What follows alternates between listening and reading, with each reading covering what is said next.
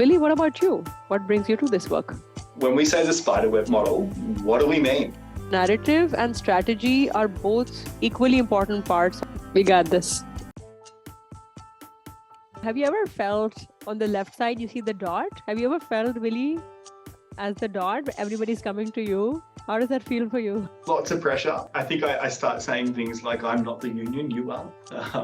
I'm not the campaign, you are, constantly. And have you ever been part of one of these structures where everyone is a leader, but like the organizations that are always about go do your own thing, like find your own vision, and everybody's like, I don't know what's happening.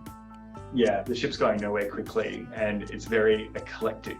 I find with that style, meetings go on for hours. Like, I don't mind the hours, but it's like, did we decide anything? No, we're just going to have another meeting. How does telling one another our story build self-power?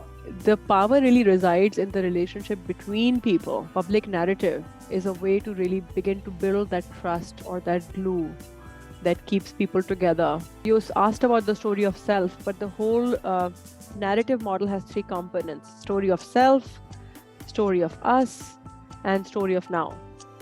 So story of self is, who am I, what is my calling, and why am I here right now with you, for example, Billy. And story of us is, who are we, and what are some of the moments that we've shared that really connect us and gives us hope that we can act together. And story of now is making the challenge itself both accessible, real, and also in a way conquerable. Like, you really, like, the ask in a story of now is really about what is one concrete step that we can take that really begins to make a dent in this huge problem that we're trying to surmount. What's your story of self? So I grew up here in Karachi, where I'm dialing in from, Karachi, Pakistan. And I grew up in a middle-class family where there were a lot of norms, a lot of shoulds. My mother would say, girls should not be sitting in the front car. Girls should not be laughing out loud. Girls should not be speaking too much. And when I would go to school, in my primary school, there was just a lot of another layer of shoulds. So I remember there was a moment in my primary school when I'm standing in the basement and it's like all white around me. Two of my two other young girls that I really wanted to be friends with, Sana and Nida, are in front of me. And they're literally pointing at different parts of me. So they're pointing at my hair and they're like, we can't be friends with you because you have hair that look funny. And we can't be friends with you because your shoes are funny and have holes in them. And we can't be friends with you because your uniform is not as white as it should be. And as a child, I basically felt really unseen because through those thick layers of should, we can't really see the person who's inside because we're too busy judging them. I remember that evening, afternoon, I came back home and I was sitting in my room and really like feeling extremely sad about myself, about how I felt unseen, crying, one bed on one side, the other bed on the other side, the pink room, walls around me. And then I opened the door and I peek out and I look around and I say, has anybody noticed? And my mother was sleeping that afternoon after a really long day, taking care of things at home. My father, like most fathers, was at work, working hard for us to provide for us. And as a young child, I just felt, what is the purpose of life if nobody sees me as who I am? And the first time I was seen was in class 6 by my English teacher. And she held my hand in front of the whole group. And I had gotten the highest grades in the class. And she held my hand and she didn't let me leave. She put her hand on my shoulder and made me stand there while the whole group of children were clapping.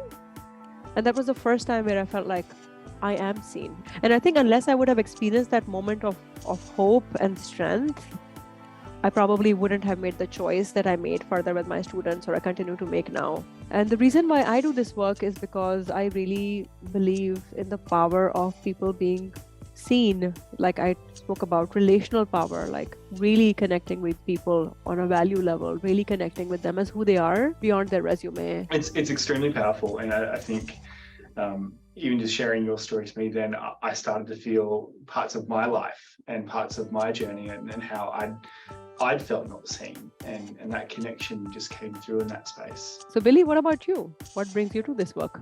I grew up in regional North Queensland in a farming community, and we had about 10,000 people living in our local area. But It's actually my mum.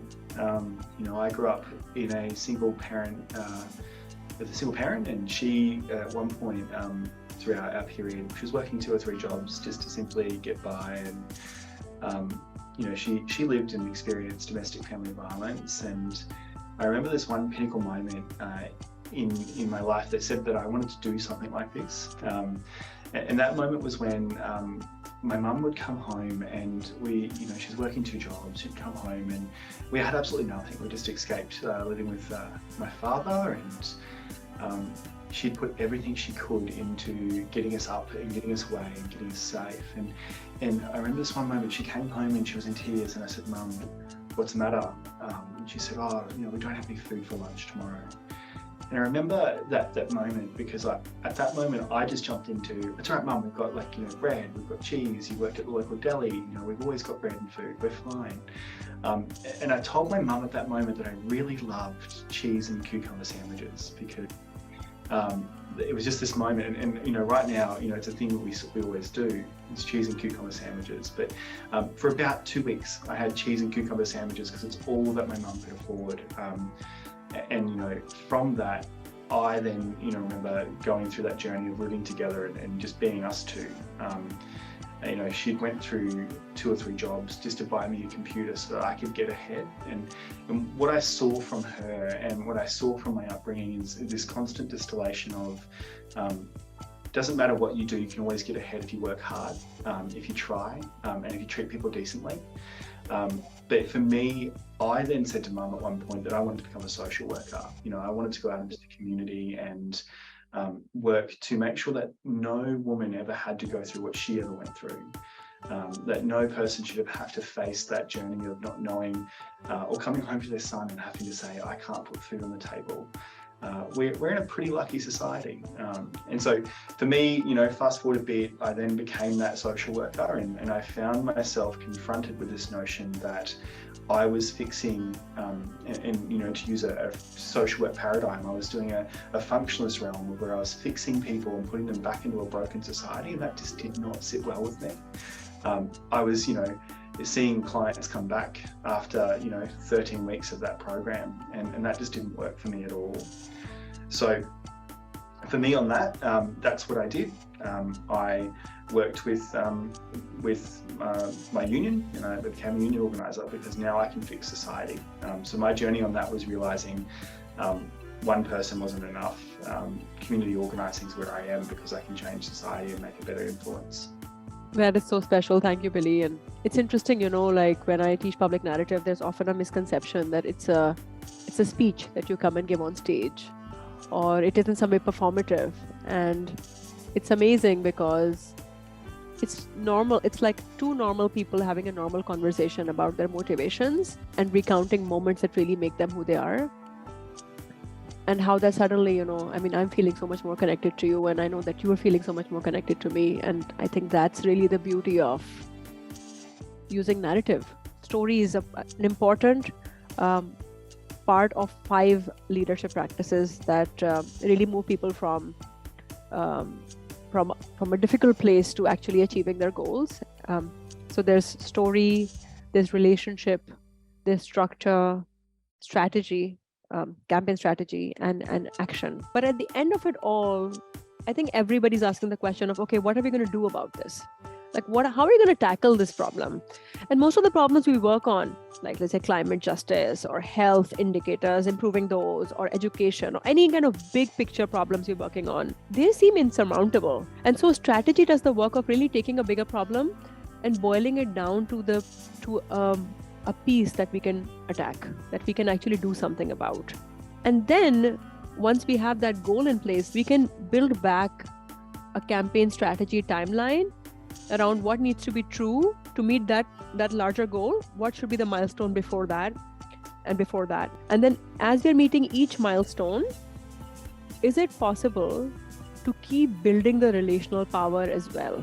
To keep that lens alive of how is it that whenever I'm building a milestone, whenever I'm reaching a milestone as a campaign, we are reaching a milestone as a campaign, is there a way to use that milestone to really begin to expand our membership base, but just beyond numbers to committed members, engaged members.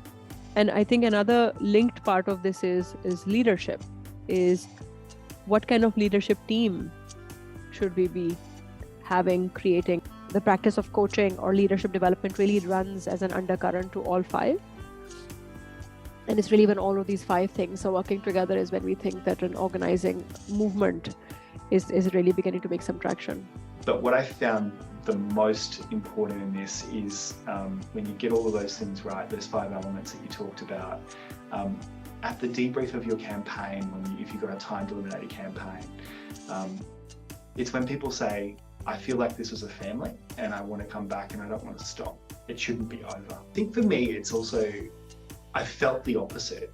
In Australia, when it comes to political organising of the past, we had this really expensive communications budget and we'd send people in and we'd tell the voters every single time, most important election of your history. We'd go in and we'd door knock, we'd tell them what we stand for, we wouldn't build relationships, and we'd fly people in from out of state to those election campaigns that had never lived in the local community. And for me, I call that strip mining. We're strip mining that community for votes. We're sending in the dozers and we're taking out the votes. We're not actually sitting there and building relationships and building a long-lasting campaign that actually values that community. You might win, but you're not even connected because it doesn't mean anything for you. When we say the spiderweb model, what do we mean? So we basically come to a place of what is called the snowflake model or the spiderweb model or the distributed leadership model. An organizer builds the leadership capacity of the team, and in turn, each member, the dark dots here, build the leadership capacity of their own teams. And the thread here is like these orange lines is the relational power that you're building. You're developing the capacity of other people through coaching. And please notice that between these gray dots too, there is relational power that is being built. The spider web keeps expanding out. Everybody is in the process of leadership development. They are being developed and they are developing. This allows for campaigns to be able to sustainably scale and retain power.